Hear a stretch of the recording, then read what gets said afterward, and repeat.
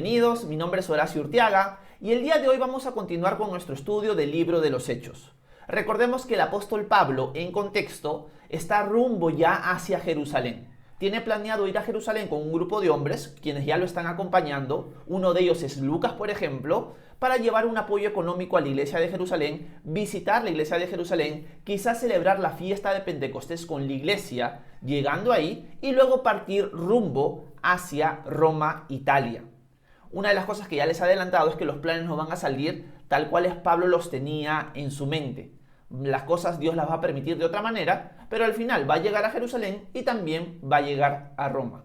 Ha hecho algunas paradas en el transcurso de su viaje saliendo de Éfeso hacia Jerusalén, y hoy día vamos a ver una parada que él tiene en la ciudad de Mileto, donde va a llamar a los ancianos de Éfeso para darles un consejo pastoral.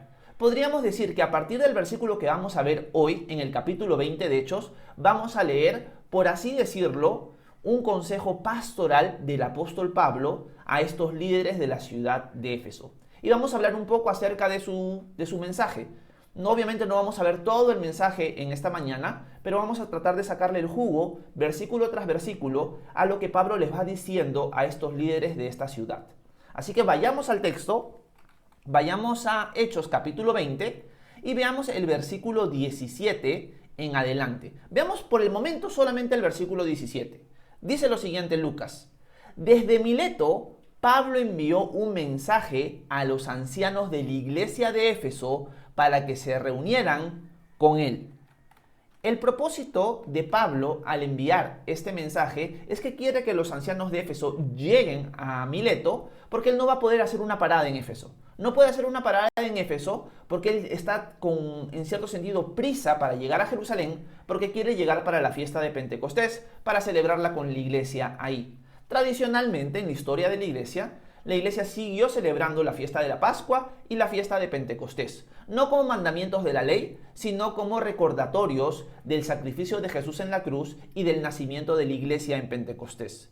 Y fueron dos fiestas muy celebradas en el transcurso de la historia de la iglesia y que se aprovechaban para en esas fiestas bautizar a los catecúmenos que se habían ido preparando años atrás para su bautismo y celebrar por primera vez la Cena del Señor o la Eucaristía. Bueno, Pablo tiene esa prisa, así que llama a los ancianos de Éfeso a Mileto para reunirse con él. El propósito también por el cual Pablo quiere reunirse con ellos es para aconsejarlos. Sabe Pablo que no los va a volver a ver.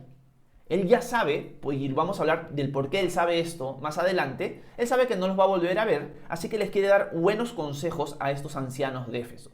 Hago una pausa en este versículo nada más para resaltar lo primero de esta mañana. Y es que cuando nosotros leemos que está llamando a los ancianos de Éfeso, podría surgir en nuestra mente que está llamando a unas personas muy adultas, muy viejitos, por así decirlo, que son de la ciudad de Éfeso, para darles consejos. Pero no es así. Cuando nosotros vemos que Pablo está llamando a los ancianos de Éfeso, es una palabra que se usa para referirse a los líderes. Y quería hacer una pausa para mostrarles que en este texto, como en otros, cuando Pablo o Pedro le hablan al liderazgo de la iglesia, van a utilizar tres términos intercambiables. ¿Cuáles son los tres términos intercambiables o palabras intercambiables para referirse a estos líderes? Las tres palabras son las siguientes: anciano, pastor y obispo. Vuelvo a repetirlo, las tres palabras son anciano, pastor y obispo. Y en el capítulo 20, en esta sección, Pablo va a utilizar estas tres palabras intercambiablemente para dirigirse a ellos. Ahorita los está llamando ancianos, luego los va a llamar a pastorear el rebaño del Señor y también les va a decir que ellos son obispos. Y en esas tres frases hay cosas muy importantes que resaltar. Una de las cosas que uno, si está siendo llamado al liderazgo, debería tener claro es que estas tres palabras van a también reflejar, en cierto sentido, la función y el carácter que nosotros deberíamos tener como liderazgo dentro de la iglesia. Si Dios nos ha llamado como liderazgo, deberíamos tener esas tres características, y si tenemos líderes que están por encima de nosotros, por así decirlo, velando por nosotros sería una mejor frase, deberíamos buscar y orar por ellos para que se formen estas tres áreas. ¿Cuáles son esas tres áreas? Primero veamos la área de anciano. La palabra anciano viene de la palabra presbítero y es una palabra que habla de la sabiduría que tiene este líder, que tiene este grupo de líderes. La palabra anciano habla de sabiduría, por lo tanto, no podríamos nunca buscar que una persona que esté en el liderazgo o que esté sobre nosotros en el sentido de que vela por nosotros sea un neófito, sea una persona nueva en la fe. Tiene que ser una persona que ya ha recorrido una cierta cantidad de años en los caminos del Señor, que ya tiene un conocimiento en cierto sentido robusto de la palabra de Dios. Por eso se les denomina ancianos o presbíteros, porque habla acerca de la sabiduría que deberían tener estos líderes. La segunda palabra es pastor.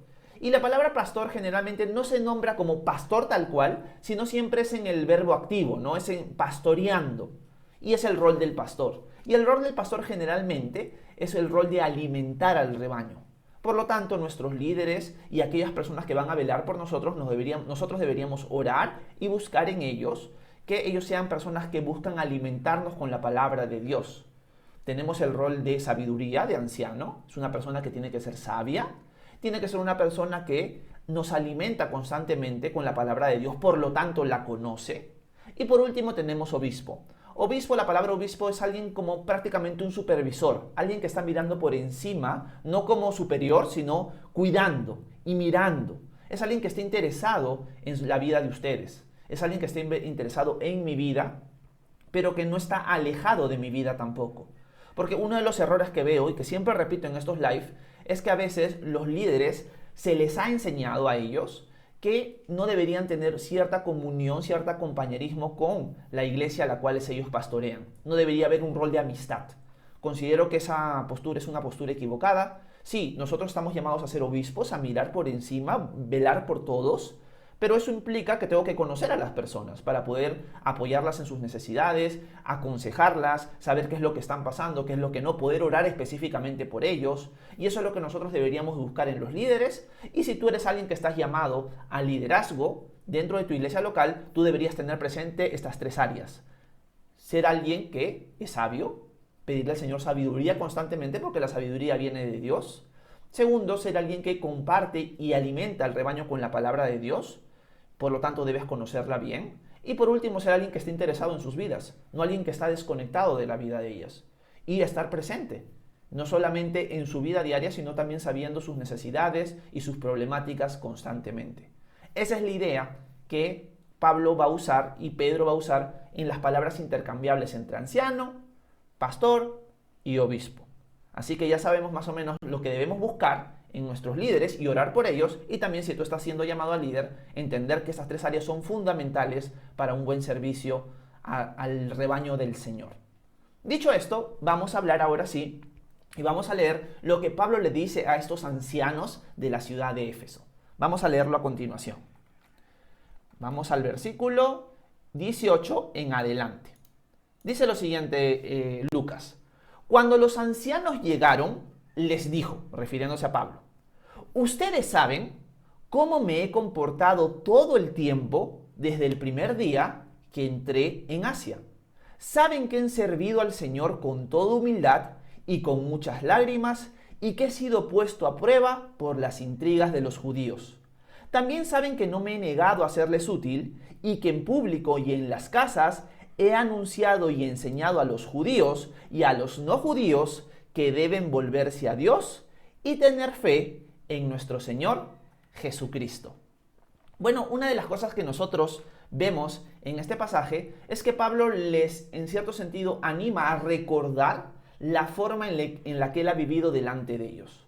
Y una de las cosas que Pablo les recuerda es: ustedes tienen que recordar cómo fue mi llegada desde el primer momento a la región de Asia, donde los estuve sirviendo a ustedes, y cómo he estado delante de ustedes con humildad, con lágrimas y soportando pruebas de los judíos.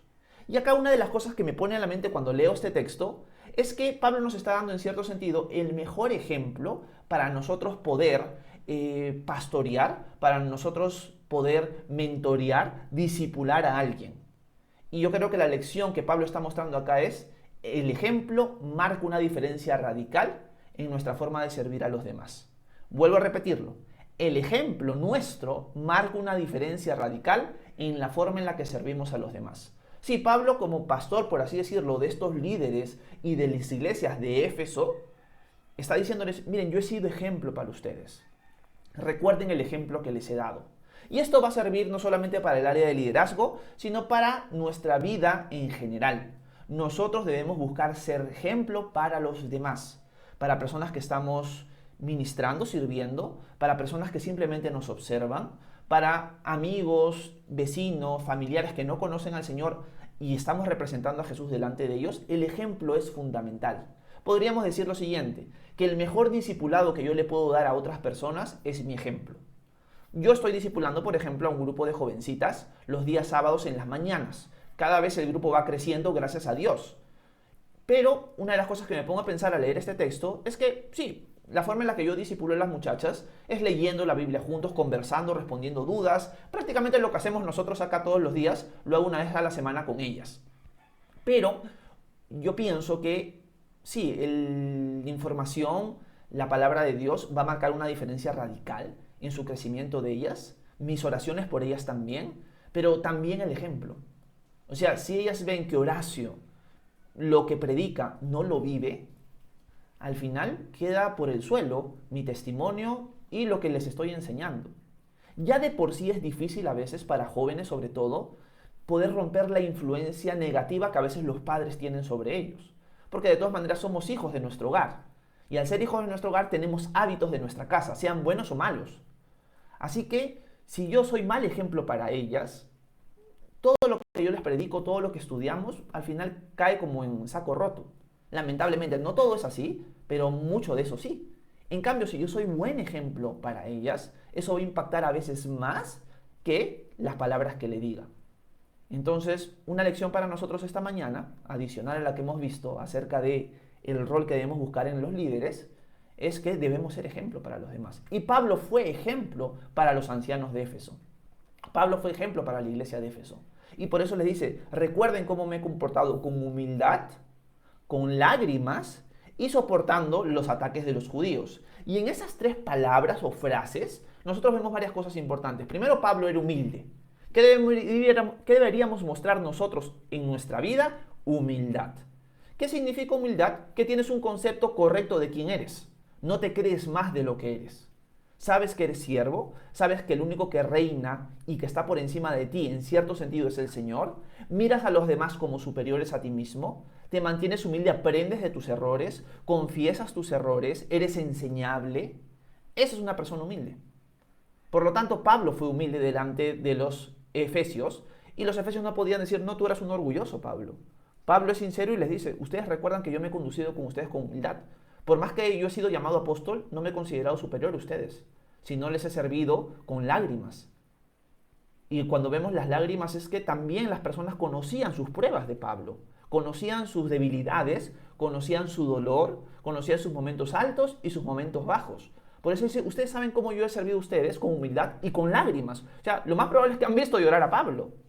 Qué interesante es eso. Ahí vemos que la relación de Pablo con los ancianos de Éfeso, y lo más probable con toda la iglesia en general, era de intimidad. O sea, conocían a Pablo, conocían que él a veces sufría. No sé si ustedes se acuerdan cuando estudiamos la visita de Pablo a Corinto, que Dios le tiene que hablar a Pablo directamente en una visión, y le dice, Pablo, no temas, habla y no calles, porque yo tengo mucho pueblo ahí. ¿Qué aprendimos esa vez? De que Pablo tenía miedo. Y los ciudadanos de Éfeso, lo más probable, los ancianos en este caso, sabían el temor que tenía Pablo. O sea, no lo veían como un superhéroe, lo veían como un siervo de Dios, con fortalezas y con debilidades. Por lo tanto, un ejemplo que podemos dar, aunque parezca interesante decirlo de esta manera, pero un buen ejemplo que nosotros podemos dar es mostrar a las personas nuestras debilidades. Porque no nos van a idolatrar, nos van a ver tal cual somos y van a ver que nosotros recurrimos a la fortaleza de Dios en medio de nuestras debilidades. Van a ver nuestros aciertos y nuestros desaciertos. Y van a ver que somos genuinos delante de ellos y delante de Dios sobre todo. Así que ese es un buen ejemplo para nosotros. Ser vulnerables delante de los demás es ser un buen ejemplo. Así que quede marcado eso. No piensas que mostrar siempre la buena cara, o una buena cara que a veces es ficticia, que a veces es de hipocresía, va a ser un buen testimonio. A veces nuestras debilidades son un buen testimonio para los demás, porque nos ven reales y ven nuestra dependencia de Dios y hasta nos pueden aconsejar y ayudar. Así que ese es un buen ejemplo para nosotros. Confesar, por ejemplo, trato yo de, cuando hay la posibilidad y estamos aprendiendo algo de la palabra de Dios mientras la comparto en la iglesia, decirle, mire, yo en esta área estoy fallando, en esta área soy débil, yo me doy cuenta que soy débil, oren por mí por esto, porque esta prédica también es para mí. no solamente para ustedes. Yo no hablo desde encima como si fuera superior, como el que ya lo aprendí todo, y todo lo que estamos viendo es para ustedes y no para mí. No, en este momento esta enseñanza me cae a mí como anillo al dedo, porque yo soy débil en esta área. Y ustedes que ya me conocen, les diría a mis hermanos en la fe, saben que tengo esta debilidad. Oren por mí por eso. Y eso es un buen ejemplo para los que nos rodean. Y por último, Pablo dice, y en las pruebas con las persecuciones de los judíos. Vieron a Pablo soportar pruebas, vieron a Pablo salir de las pruebas, sobrellevarlas. Y eso también fue un gran ejemplo para ellos. Así que remarco esto para continuar con la lectura. El ejemplo es una gran enseñanza y una gran influencia para aquellos que nos rodean. Sean hermanos en la fe o no sean hermanos en la fe, nuestro ejemplo marca una diferencia radical. Si tú quieres o tú dices, yo estoy haciendo discípulos, el mejor discipulado que puedas hacer es el ejemplo. Si solamente la gente que estás discipulando te conoce de una hora donde tú les das un estudio y luego no saben nada de ti en el transcurso de la semana, no te conocen nada, no estás discipulando correctamente. Un verdadero discipulado, una verdadera influencia a los demás, es cuando tu vida es conocida por ellos, ellos te conocen a ti, conocen tus fortalezas, conocen tus debilidades, conocen y te ven humilde y ven cómo tú pasas las pruebas también. Así que eso es algo que Pablo hizo y algo que Pablo nos deja como ejemplo a nosotros esta mañana. Así que eso me encanta que se los dice a los ciudadanos de Éfeso. Vamos a seguir leyendo algunos versículos más. Vamos a repasar nuevamente de esta parte en adelante y remarcar algunas cositas más. Dice Pablo, vuelvo a repetir, ustedes saben cómo me he comportado todo el tiempo, desde el primer día que entré en Asia. Saben que he servido al Señor con toda humildad y con muchas lágrimas, y que he sido puesto a prueba por las intrigas de los judíos. También saben que no me he negado a serles útil, y que en público y en las casas he anunciado y enseñado a los judíos y a los no judíos que deben volverse a Dios y tener fe en nuestro Señor Jesucristo. Bueno, una de las cosas que el apóstol Pablo también está mostrando es que él nunca rehusó serles útil a ellos. Esto que nos enseña que Pablo aprovechaba las puertas abiertas. Había una puerta abierta que Dios estaba permitiendo para que él pudiera enseñar, él no la despreciaba, la utilizaba. Había una puerta cerrada, él no la forzaba. Él utilizaba las puertas abiertas de Dios para hacerles útil a los ciudadanos de Éfeso. En todo aquello que tú puedas ser útil a los demás, aprovecha esas puertas abiertas y sé útil. El apóstol Santiago, en su carta, va a dejar claro que aquel que sabe hacer lo bueno y no lo hace, le es pecado. Pablo entendía esto claramente. Por lo tanto, él dice, ustedes saben que yo, todas las oportunidades que he tenido para hacerles útil a ustedes, lo he hecho, no he rehusado. Les he enseñado públicamente y en las casas también. Y esto nos muestra que estos líderes de Éfeso, lo más probable eran pastores en las distintas casas dentro de la ciudad de Éfeso. La ciudad de Éfeso no es una ciudad muy pequeña, es una ciudad más o menos grande, y la iglesia se reunía en casas en esa época. Y estos ancianos de Éfeso lo más probable es que son los pastores, los obispos de cada una de esas casas. Por eso son varios ancianos que se reúnen. Y Pablo les dice, en toda oportunidad que ustedes me dieron para yo serles útil, yo la aproveché. Lección para nosotros, toda puerta abierta que nosotros encontremos para ser útil a los demás, aprovechémosla. No dejemos de ser útil para los demás. Y si se dan cuenta, esto es un enfoque no en uno, sino en los demás, que es en cierto sentido el enfoque que siempre Dios da con respecto a los dones del Espíritu. Siempre es enfocado en los demás y no en uno. Qué interesante es eso, ¿no? Que el Señor nos muestra y nos enseña, a través de hombres, a través de Él, en su palabra, que nosotros deberíamos vivir para los demás. Generalmente el mundo es egoísta. El mundo dice, piensa primero en ti. En el caso del Evangelio y en el caso de nuestro Señor es todo lo contrario. Es piensa en los demás, sirve a los demás. Y ya te amas suficiente tú mismo. Sirve a los demás. Aprovecha esas puertas abiertas, sé útil a los demás. Y Pablo dice, yo les he servido en casas, públicamente, y no he dejado de serles útil y he anunciado el arrepentimiento a Dios y la fe en nuestro Señor Jesucristo. Una de las cosas que para Pablo era central, fundamental, era la predicación del Evangelio. ¿Qué significa la predicación del Evangelio? Que él constantemente predicaba el mensaje de salvación. Ese era el centro. Cuando visitaba las casas, cuando hablaba públicamente, él siempre arrancaba, él siempre empezaba con el mensaje central, que es el mensaje de salvación. Tú puedes conocer muchas cosas de la Biblia, muchas cosas edificantes, pero si no has ido a lo principal, en cierto sentido estás construyendo sin haber puesto una base firme. ¿Cuál es esa base firme? La base firme es que nosotros solamente podemos ser salvos por medio de la fe en Jesús. ¿A qué me refiero? El Evangelio, que es la buena noticia de salvación, enseña lo siguiente, y esto es lo que Pablo predicaba. Primero empezaba con una mala noticia. Todos somos pecadores y estamos destituidos de la gloria de Dios. No hay nadie que está aquí presente que se pudiera salvar por su cuenta. Si te mueres hoy día, como cualquiera de nosotros va a morir en cualquier momento, y Dios te juzga justamente, vas a ser culpable. Punto. No hay otra forma. No hay nadie acá que pueda decir, yo voy a pasar la prueba. Si tú eres juzgado por Dios justamente, tú eres culpable. Así de sencillo, así de verdadero es esto, porque todos hemos pecado. Por lo tanto, todos estamos condenados. Si Dios es justo, nos va a mandar al infierno a todos. Porque todos somos culpables, no hay nadie que se pueda salvar. Dios es el ser más justo del universo. Por lo tanto, nosotros, al ser injustos, no podemos salvarnos. Y acá es donde viene la buena noticia. Que Dios, sabiendo eso, se hizo hombre, para Él cargar sobre Él mismo el castigo por nuestros pecados. Y esto lo hizo por amor a ti, por amor a mí.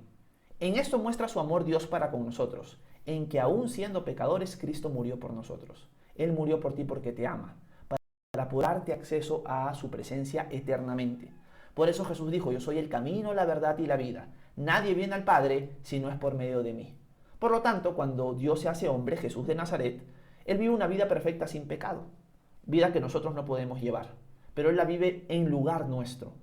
Y Él muere en la cruz como el peor de los pecadores, como el peor de los injustos, siendo Él el justo. El único justo muere por los injustos. Y en la cruz Él carga el castigo que tú y yo merecemos. Es sepultado y al tercer día resucita de entre los muertos, vence la muerte, demostrándonos que hay vida después de la muerte, demostrándonos que Él realmente era justo, y ascendiendo a la diestra del Padre y mostrándonos lo siguiente. Si tú crees en mí hoy, diría Jesús, tú vas a tener perdón de pecados porque yo pagué por ti, y vida eterna porque mi justicia, diría Jesús, mi perfección, yo la pongo a tu cuenta cuando crees en mí. Por lo tanto, como yo, Horacio, ya he creído en Jesús, yo voy a entrar a la presencia de Dios no por mi cuenta, no por mis buenas obras, sino por el amor de Dios. Porque acepté el regalo de su salvación, de su sacrificio por mí. Así que ahora yo cuando muera, voy a estar en la presencia de Dios y yo no voy a entrar y voy a decir, acéptame Señor porque soy lo máximo, porque hice muchas buenas obras. No, voy a decir, Señor, gracias por aceptarme por medio de tu Hijo. Gracias Jesús por sacrificarte por mí. Por eso es que puedo estar acá. No podría estar por mi cuenta. Así que la gloria sea a ti. Y el cielo va a ser un lugar de gloria a Dios y no va a ser un lugar de jactancia. Si nuestra salvación fuera por obras, todo el mundo se estaría jactando de cómo llegó ahí. En el cielo no va a haber jactancia, porque todos los que hemos llegado o los que llegaremos al cielo va a ser simplemente por gracia, un regalo inmerecido de parte de Dios que lo hizo por amor. Y este mensaje es el mensaje que el apóstol Pablo predicaba. Por eso dice, yo no rehusé serles de edificación, ustedes serles útiles, ustedes en las casas públicamente, en todo lugar he mostrado y he predicado el arrepentimiento a Dios y la fe en nuestro Señor Jesucristo. Si alguien no se arrepiente y pone su fe en Jesús hoy, no puede ser salvo. Pero quizás no ponen su fe en Jesús porque no conocen el mensaje de salvación. Piensan que seguir a Jesús significa hacer buenas obras para obtener la salvación, ciertas leyes que tienen que cumplir. Y no, el mensaje de salvación es un mensaje de amor. Es un mensaje de que Dios ya hizo todo el trabajo para que tú pases la eternidad con Él. Pero lo que tienes que hacer es bajarte tú del trono y darle el trono al Señor. Es humillarte delante de Él. Y a veces eso es lo más difícil. Decirle, Señor, perdóname y ahora tú reinas, ya no yo. Pero ese es el único camino para nosotros obtener la vida eterna, el perdón de nuestros pecados y nuestra salvación. Así que yo animo a todos los que estemos acá presentes que piensen en esto. Entiendan que están condenados por sus propias obras. Yo estoy condenado por mis propias obras. Por eso es que tuve que recurrir a Jesús. Porque en Él encontré el amor de Dios por mí, al sacrificarse siendo Dios en mi lugar. Y yo los animo a tomar la misma decisión que yo tomé hace muchos años. A partir de ahora, Jesús, tú eres mi Dios y eres mi Salvador. Y obtuve la vida eterna y el perdón de los pecados. Y ahora me he vuelto su discípulo, y ahora lo sigo, y ahora hago buenas obras por amor a su nombre. De eso se trata. Ese es el mensaje cristiano. Lo demás es pura charlatanería. Ese es el mensaje del cristiano y ese es el mensaje que Pablo predicó. Por lo tanto, nosotros también deberíamos compartirlo con los demás.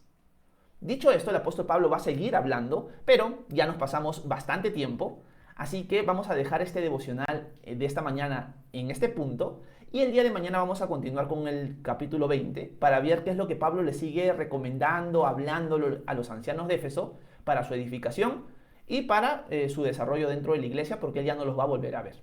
Bueno, espero que este tiempo haya sido de edificación para ustedes. Si tienen alguna pregunta, alguna inquietud, alguna duda, déjenmela en los comentarios, que con gusto voy a responderla. Que Dios los bendiga a todos, muchísimas gracias.